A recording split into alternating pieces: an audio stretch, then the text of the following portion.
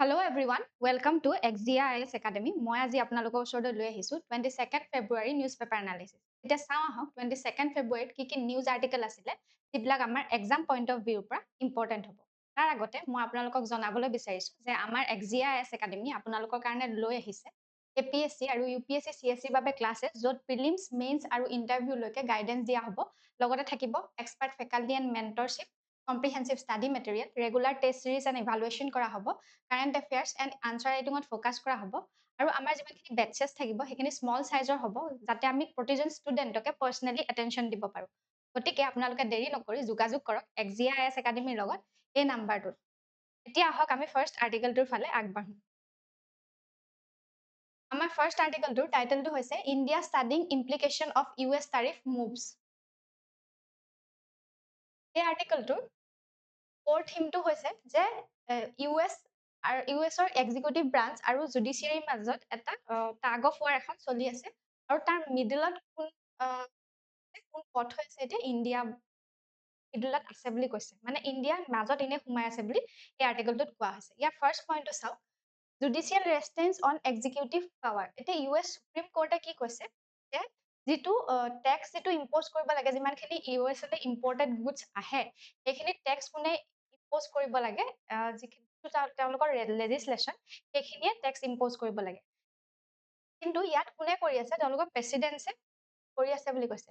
আৰু সুপ্ৰিম কোৰ্টে কি কৈছে যে প্ৰেচিডেন্টে সেই যিটো ইমাৰ্জেঞ্চি পাৱাৰটো সেইটো ইউজ কৰিব নোৱাৰে বুলি কৈছে। টেক্সত ইম্পৰ্ট ডিউটিত কি কৰিব লাগে, টেক্স লগাবলৈ বা ইম্পৰ্টছত যিমানখিনি টেক্স লগাবলৈ প্ৰেচিডেন্টে সেই পাৱাৰটো ইউজ কৰিব নোৱাৰে বুলি কৈছে। ইয়াত লিখাও আছে the court clarified that power to tax belongs to the legislature. ইয়াত লিখিছে যে যিটো টেক্সৰ পাৱাৰ সেইটো কাৰ লগত বিলং কৰে, লেজিছলেচাৰেহে কৰিব পাৰে, মানে US কংগ্ৰেছেহে কৰিব পাৰিব, প্ৰেচিডেন্টে সেইটো কৰিব নোৱাৰে।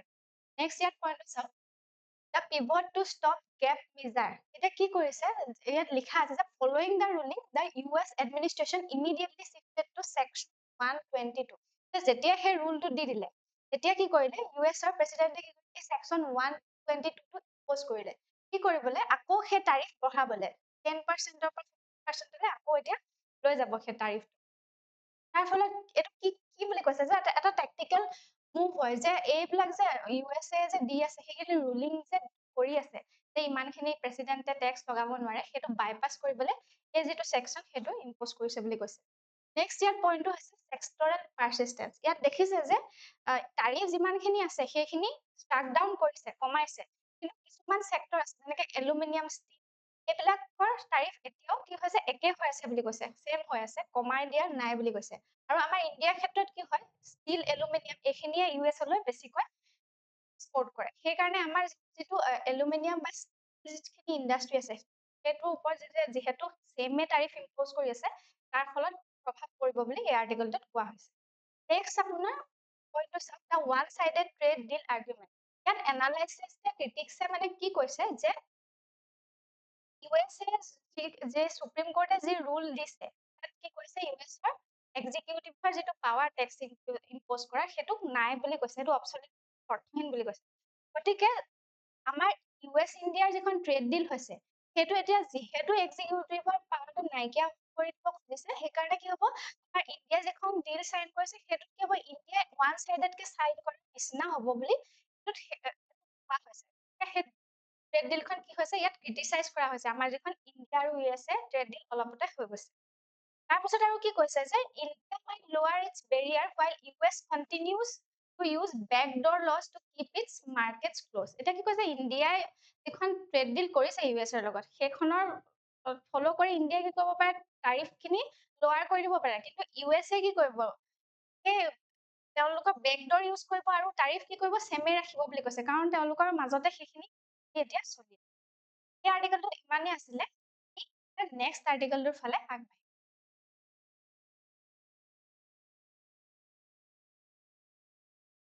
আমাৰ নেক্সট আৰ্টিকেলটোৰ টাইটেলটো হৈছে 85 countries 3 bodies sign New Delhi Declaration for Equitable AI at Summit। এই আৰ্টিকেলটোৰ মেইন থিমটো এইটোৱে যে AI আমি কেনেকে ইউজ কৰিব লাগে, AI কেনেকে ইউজ কৰিব লাগে যে আমি ইকুইটেবলি শ্বেয়াৰ হোৱাকে, মানে চবেই যাতে AI এআইৰ যিখিনি সুবিধা সেইখিনি লাভ কৰিব পাৰে। তাৰোপৰি কি কৈছে ইয়াত, যাতে যিমানখিনি এআই ৰিলেটেড ৰিস্ক আছে, এআইৰ পৰা যিমানখিনি ৰিস্ক আছে সেইখিনি আমি কেনেকে চল্ভ কৰিব লাগিব ৰিস্কখিনি বা যিমানখিনি প্ৰব্লেম আছে, গ্ল'বেল কোঅপাৰেশ্যনৰ জৰিয়তেহে আমি চল্ভ কৰিব পাৰিম। ফাৰ্ষ্ট পইণ্টটো চাওক, ইকুইটেবল শ্বেয়াৰিং। ইয়াত ইকুইটেবল শ্বেয়াৰিঙৰ কথা কোৱা হৈছে যে ডিক্লেয়াৰেশ্যনত কি আৰ্গিউ কৰিছে যে ডিজিটেল ডিভাইড যিমানখিনি নেশ্যনৰ মাজত আছে, অকল কেইখনমান কাণ্ট্ৰিৰ মাজতহে ডিজিটেল ডিভাইড হৈ আছে, মানে ডিজিটেল টেকনলজি অকল কেইখনমান দেশেহে ইউজ কৰি আছে। গতিকে সেইটোৰ এগেইনষ্টত ইয়াত আৰ্গিউ কৰা হৈছে আৰু কোৱা হৈছে যে এইটো এআইৰ জৰিয়তে লোকেলি ৰেলিভেণ্ট ইন'ভেশ্যন যিমানখিনি আছে সেইখিনিত ফ'কাছ কৰিবলৈ কোৱা হৈছে। নেক্সট পইণ্টটো ইয়াৰ আছে ছেফটি ভাৰ্চেছ ইনোভেশ্যন। এতিয়া কি দেখা যায় যে US চাইনাৰ মাজত এআই ৰেগুলেশ্যনৰ ওপৰত এটা ক্লেছ হৈ থকা দেখা পোৱা যায়। গতিকে সেই ক্লেছটোৰ পৰা আঁতৰি আহি ইণ্ডিয়াই কি কৰিছে, যাতে এটা মিডল ৱে উলিয়াব পাৰে, মানে মিডল এণ্ড ট্ৰাষ্টৱৰ্ডি ৱে, যাতে এআই ৰেগুলেশ্যন কৰিবলৈ এআইৰ পৰা যাতে একো অসুবিধা নহয় তাৰ কাৰণে ট্ৰাষ্টৱৰ্ডি এআই এটা আনিবলৈ চেষ্টা কৰা হৈছে আৰু ৰবাষ্ট এআই এটাও আনিবলৈ চেষ্টা কৰি থকা হৈছে। কিহৰ কাৰণে আনিবলৈ চেষ্টা কৰি থকা হৈছে, কাৰণ এআইৰ জৰিয়তে আমি ইকনমিক ডেভেলপমেণ্ট কৰিবলৈ বিচাৰোঁ। নেক্সট পইণ্টটো হৈছে হিউমেন চেন্ট্ৰিক গ্ৰথ। এতিয়া কি হৈছে যে আমাৰ যিটো হিউমেন চেন্ট্ৰিক গ্ৰথ সেইটো কিহেৰে আনিম, আমি এআইৰে আনিম। কেনেকে আনিম যে যিখিনি লিটাৰেচি ৰিস্কিলিং সেইখিনি ক্ষেত্ৰত হিউমেন কেপিটেল গঢ়িবলৈ আমি কি কৰিব লাগিব, এআই ইউজ কৰিব লাগিব। গতিকে লিটাৰেচাৰ, হেল্থ, যিখিনি স্কিলিং, হিউমেনৰ যিটো স্কিলিং তাত আমি কি কৰিব লাগিব, এআই ব্যৱহাৰ কৰিব লাগিব। তাৰমানে হিউমেন চেন্ট্ৰিক গ্ৰথ আনিব লাগিব। নেক্সট পইণ্টটো হৈছে নলেজ অভাৰ ৰেগুলেশ্যন। এতিয়া আমি কি কৰিব লাগিব, এআই পুলিচ আনিব নালাগিব, মানে কি হয় এআই ৰেগুলেশ্যনত আমি বেছিকে ফ'কাছ কৰিব নালাগিব, তাৰ সলনি আমি কি কৰিব লাগিব, ইয়াত প্লেবুক বা ইম্পেক্ট কমনৰ যিটো কনচেপ্ট আছে সেইটো আনিব লাগিব। মানে এআই যাতে আমি কি কৰিব পাৰো, এটা ৰেগুলেশ্যন নহয়, ইন'ভেশ্যনৰ জৰিয়তে যাতে আমি সেইটো গ্ৰথ এটা আনিব পাৰো, সেইটোৰ ওপৰত ফ'কাছ কৰি যিমানখিনি ট্ৰিটি আছে সেইখিনি ইয়াত চাইন কৰা হৈছে। এই আৰ্টিকেলটোত ইমানেই আছিলে। এতিয়া নেক্সট আৰ্টিকেলটোৰ ফালে আগবাঢ়িম।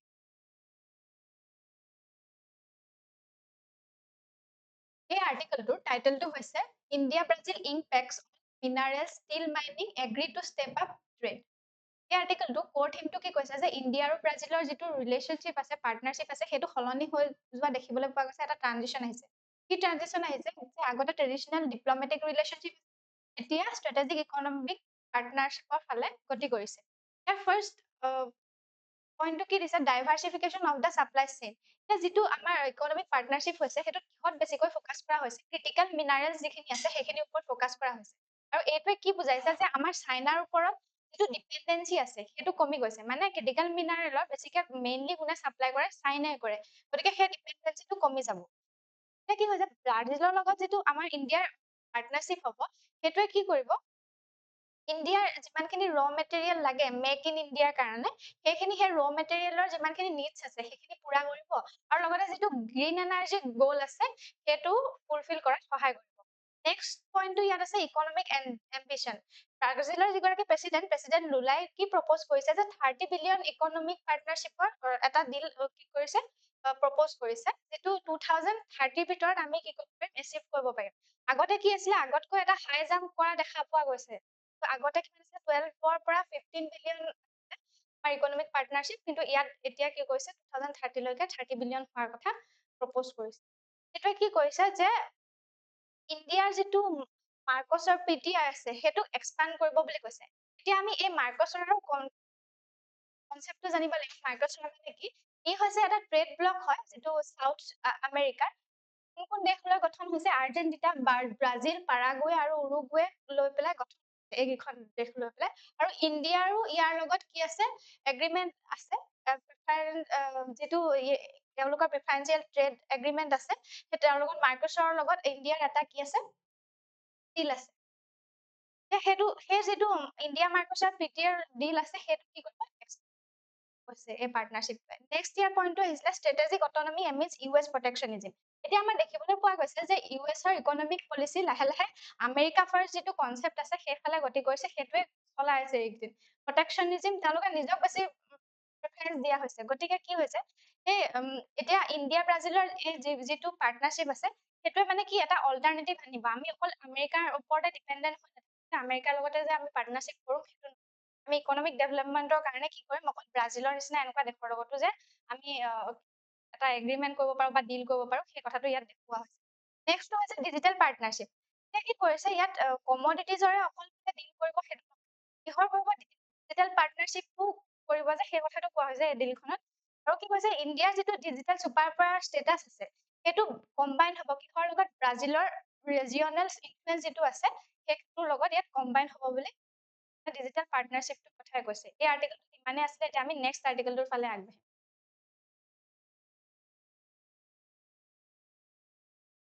এই আৰ্টিকেলটোৰ টাইটেলটো হৈছে AI must remain a tool for humans। এই আৰ্টিকেলটোত কোৱা হৈছে, মানে মেইন থিমটো কি হৈছে যে প্ৰাইম মিনিষ্টাৰ, ভূটানৰ যিজন প্ৰাইম মিনিষ্টাৰ টপগে, তেওঁ আৰ্গিউ কৰিছে যে কি বুলি আৰ্গিউ কৰিছে, AI must remain a subordinate instrument। AI কি হ'ব লাগে, subordinate ইনষ্ট্ৰুমেণ্টহে হ'ব লাগে। তাৰমানে কি হৈছে, আমাৰ জীৱনত যিটো হিউমেনৰ ইচেঞ্চ আছে সেইটো AI কমাইন দিব নালাগে। এতিয়া কি এটা কথা আমি লৈ পেলাই চবে শংকাত ভুগি আছে যে AI ইমানকে ডেভেলপ হৈছে, গতিকে হিউমেনক কি কৰিব, AI ৰিপ্লেচ কৰিব বুলি কোৱা হৈছে, মানে শংকাত সকলোৱে ভুগি আছে।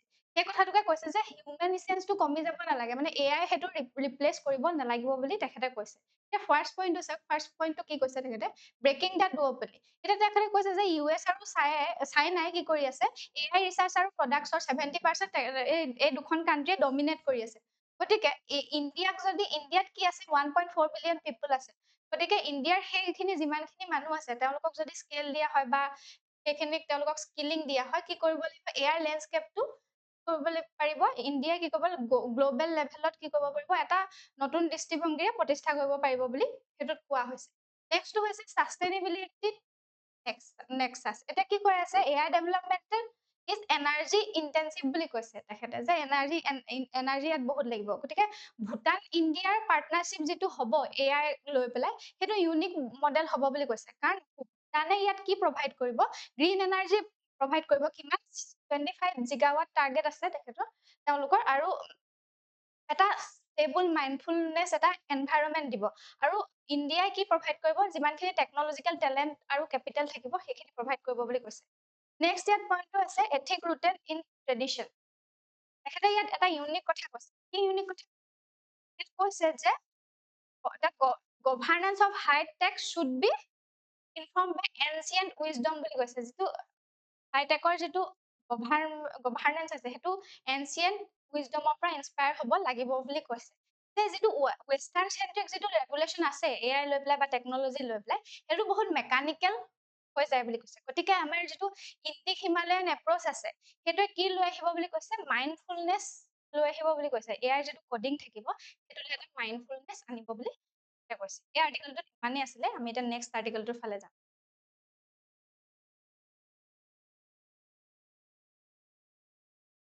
এই আৰ্টিকেলটোৰ টাইটেলটো হৈছে India and US navies have critical role to play in IOR and Indo-Pacific। এই আৰ্টিকেলটোৰ মেইন থিমটো হৈছে যে ইণ্ডিয়া কি হৈছে, নেট চিকিউৰিটি প্ৰভাইডাৰ হয়, যিটো আমাৰ ইণ্ডিয়ান অ'চেন ৰিজন আছে তাৰ, আৰু US-ৰ লগত ক্ষেত্ৰত এই ইণ্ডিয়ান অ'চেন ৰিজনৰ ক্ষেত্ৰত পাৰ্টনাৰশ্বিপ কৰা দৰকাৰী বুলি কৈছে। কিহৰ কাৰণে দৰকাৰী, ফ্ৰী এণ্ড অপেন ইণ্ডো পেচিফিকৰ কাৰণে সেইটো দৰকাৰী বুলি কৈছে। ইয়াৰ ফাৰ্ষ্ট পইণ্টটো চাওক, ফাৰ্ষ্ট পইণ্টত লিখা আছে ষ্ট্ৰেটেজিক চেন্ট্ৰেলিটি অফ ইণ্ডিয়া। USA এইটো ৰিকগনাইজ কৰিছে যে ইণ্ডিয়াৰ এটা কি আছে, যে প্ৰফেচনেল লেভেল কেপাচিটি আছে, আৰু ইয়াৰ জিঅ'গ্ৰাফিক এডভান্টেজ আছে, যিটো আমাৰ ইণ্ডিয়ান অ'চেন ৰিজনৰ ওপৰত তাৰ এটা ইণ্ডিয়াৰ কি আছে, জিঅ'গ্ৰাফিক এডভান্টেজ আছে বা লেভেল কেপাচিটি আছে মনিটৰ আৰু চেক্টৰ কৰিবলৈ। নেক্সট পইণ্টটো চাওক, ইকনমিক আণ্ডাৰপিনিং। ইয়াত কি লিখা আছে, the region is a trade highway, stability is not just A military গ'ল বাট এ ইকনমিক নেচেচিটি। এইটো কি কৈছে, যিটো ইণ্ডিয়ান অ'চেন ৰিজন এটা ট্ৰেড হাইৱেও হয়। গতিকে ইয়াক মানে যাতে এইটো কি ষ্টেবিলিটি যে এই ৰিজনটোত থাকিব লাগে, কিহৰ কাৰণে থাকিব লাগে, সেইটো মিলিটাৰী গ'ল নহয়, এটা ইকনমিক নেচেচিটি হয়, যাতে আমি কি কৰিব পাৰো, যিমানখিনি গ্ল'বেল ছাপ্লাই চেইন আছে সেইখিনি যাতে আমি প্ৰটেক্ট কৰিব। নেক্সট পইণ্টটো ইয়াত আছে ডিফেন্স চিনাৰ্জি। এইটো যিটো বায়াৰ চেলাৰ আমাৰ ৰিলেশ্যনশ্বিপ আছে ইউএছৰ লগত, সেইটো এটা ট্ৰানজিশ্যন হ'বলৈ গৈ আছে। কাৰণ এইবিলাক যিমানখিনি P-81 এয়াৰক্ৰাফ্ট আছে, MS-60R হেলিকপ্টাৰ আছে, এইখিনি ইউজ কৰিবলৈ হ'লে অপাৰেশ্যনেল পাৰ্টনাৰশ্বিপ কৰিব লাগিব। মানে এইখিনি কৰিবলৈ হ'লে এটা পাৰ্টনাৰশ্বিপৰ কমন প্লেটফৰ্ম এটা লাগিব, আৰু সেইটো কমন প্লেটফৰ্ম কিহৰ যোগেদি আহিব? অপাৰেশ্যনেল পাৰ্টনাৰ্ছৰ যোগেদি আহিব। নেক্সট ইয়াৰ পইণ্টটো হৈছে দ্য কোৱাড ফিলচফি। কোৱাড ফিলচফিটো হৈছে যে যিটো কোৱাডৰ গ্ৰুপ আছে আমাৰ কি আছে, ইণ্ডিয়া আছে, US আছে, জাপান, অষ্ট্ৰেলিয়া আছে, সেইটো হৈছে প্ৰ ষ্টেবিলিটিৰ কাৰণেহে সেই গঠন কৰা হৈছে বুলি কৈছে। এইটো এণ্টি চাইনাৰ কোনো গ্ৰুপ নহয় বুলি কৈছে, যে চাইনাক বিৰোধিতা কৰি গঠন কৰা হৈছে সেইটো নহয়। সেই পইণ্টটো ক্লিয়াৰ কৰিছে যে প্ৰ ষ্টেবিলিটিৰ কাৰণে সেইটো গঠন কৰা হৈছে, আৰু এইটো কি ফ'কাছ কৰিছে কোৱাডে, maritime domain awareness and international law. এই যিটো পইণ্ট আছে মেৰিটাইম ডমেইন এৱেৰনেছ আৰু ইণ্টাৰনেশ্যনেল ল, সেইটো ফ'কাছ কৰিহে এইটো কি কৰা হৈছে, এই গ্ৰুপটো গঠন কৰা হৈছে বুলি কৈছে। সেই আৰ্টিকলটোত ইমানেই আছিলে। আমি এতিয়া নেক্সট আৰ্টিকলটোৰ ফালে যাম।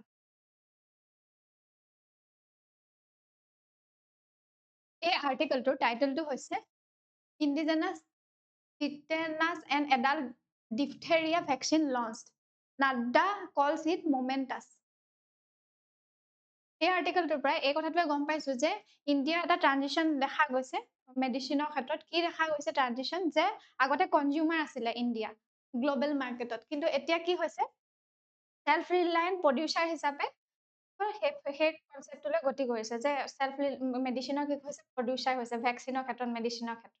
এতিয়া ফাৰ্ষ্ট পইণ্টটো চাওক। ফাৰ্ষ্ট পইণ্টত লিখা আছে মমেণ্টাছ ইণ্ডিজেনাইজেশ্যন। এইটো যিটো ভেকচিন এতিয়া ওলাইছে, যিটো ডিফথেৰিয়া, সেইটো ক'ত লঞ্চ হৈছে বুলি কৈছে? যিটো পাব্লিক ছেক্টৰ ইউনিট হয় চেণ্ট্ৰেল ৰিচাৰ্চ ইনষ্টিটিউট, সেইটো লঞ্চ হৈছে, চলিত আছে সেইটো। আৰু কি চিগনিফাই কৰে যে পাব্লিক ছেক্টৰ ইউনিটেও যে হাইটেক যিমানখিনি ভেকচিন আছে সেইখিনি প্ৰডিউচ কৰিব পাৰে, সেইটো কথা ইয়াৰ পৰা চিগনিফাই কৰিছে। ছাপ্লাই চেইন ৰেজিলিয়েন্স বাই কমিটিং 55 লাখ ড'জেছ। কিমান উলিয়াইছে? 55 লাখ ড'জেছ বাই এপ্ৰিললৈকে উলিয়াব বুলি কৈছে। গভৰ্ণমেণ্টে এইটো এনচিয়ৰ কৰিছে যে যিটো ইউনিভাৰ্চেল ইমিউনাইজেশ্যন প্ৰগ্ৰেম, সেইটোৱে কি কৰিব পাৰে, সেইটো শ্বৰ্টেজ নহয়। সেইটো কাৰণে ভেকচিন তাৰ কাৰণে শ্বৰ্টেজ নহয় বুলি কৈছে। যদি গ্ল'বেল মাৰ্কেট ফ্লাকচুৱেশ্যনো হয়, তেতিয়াও আমাৰ ভেকচিন শ্বৰ্টেজ নহয় বুলি কৈছে। নেক্সট ইয়াত পইণ্টটো আছে the pharmacy of the world. এতিয়া মিনিষ্টাৰজনে এইটো আৰ্গিউ কৰিছে যে যেতিয়া আমাৰ COVID-19 ভেকচিন আমি অলৰেডি উলিয়ালো, সেইটোৱে কি দেখুৱাই যে ইণ্ডিয়াৰ ইমানখিনি কেপেবিলিটি আছে যে আমি গ্ল'বেলি সেই মেডিচিনৰ যিটো ইনফ্ৰাষ্ট্ৰাকচাৰ আছে, মেডিচিন বনোৱা ভেকচিন বনোৱা, সেই ইনফ্ৰাষ্ট্ৰাকচাৰটো গ্ল'বেলি লিড কৰিব পাৰিম বুলি সেই কথাটো কোৱা হৈছে। নেক্সট ইয়াত পইণ্টটো আছে মডাৰ্ণাইজেশ্যন অফ PSU। এতিয়া যিটো CRI Kasauli central research institute of Kasauli আছে, সেইটো হৈছে ফাৰ্ষ্ট গভৰ্ণমেণ্ট ইনষ্টিটিউট, যিয়ে এইটো দেখুৱাইছে যে গ্ল'বেল মাৰ্কেটত মানে মেডিচিন গ্ল'বেল মেডিচিন প্ৰডাকশ্যনৰ ক্ষেত্ৰত এটা ষ্টেণ্ডাৰ্ড মাৰ্কছ পাব্লিক ছেক্টৰ ইউনিটেও আনিব পাৰে। আৰু এটা কি কৈছে যে যিটো আউটডেটেড হৈ আছিলে আগতে, যিখিনি আমাৰ ছেক্টৰ আছিলে আউটডেটেড, যিমানখিনি পাব্লিক ছেক্টৰ আছিলে মেডিচিনৰ ক্ষেত্ৰত, সেইটো যাতে কাটিং এজ মডাৰ্ণাইজ কৰিব পাৰি, সেই কথাটো ইয়াত দেখুওৱা হৈছে। আজিৰ নিউজ পেপাৰ আৰ্টিকলত আমাৰ ইমানেই আছিলে। আপোনালোকে যদি এনেকুৱা নিউজ পেপাৰ আৰ্টিকল বা আন ইনফৰ্মেটিভ ভিডিঅ'সমূহ চাবলৈ বিচাৰে, তেনেহ'লে XGIS একাডেমীৰ চেনেলটো লাইক কৰক, শ্বেয়াৰ কৰক আৰু ছাবস্ক্ৰাইব কৰিবলৈ নাপাহৰিব। Thank U.